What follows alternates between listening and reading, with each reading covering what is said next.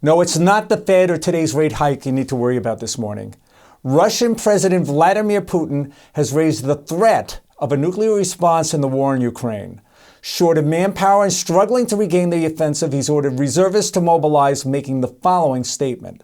Russia will use all the instruments at its disposal to counter a threat against its territorial integrity. This is not a bluff. Welcome to The Money Runner. It's Wednesday, September 21st. I'm David Nelson. The war in Ukraine has already killed tens of thousands, and beyond the human carnage, it has added to the inflation spike with nat gas, fertilizer, and even food in short supply. Here in the States, investors are trying to get a handle on just how far this Fed is going to have to raise rates to deal with the demand side of the inflation problem.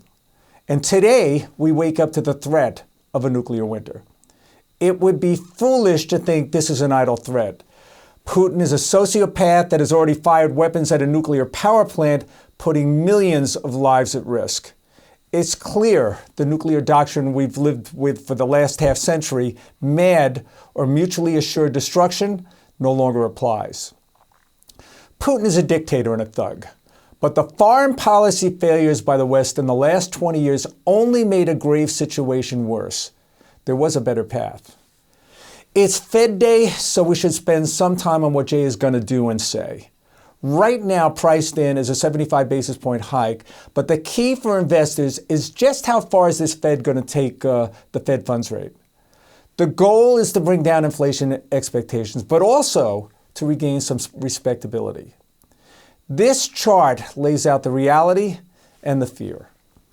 By this afternoon, we'll be at 3.25%. And right now, Fed funds futures point to a 4.5% terminal rate, and we could get there by March. Those other two lines, that's the real fear.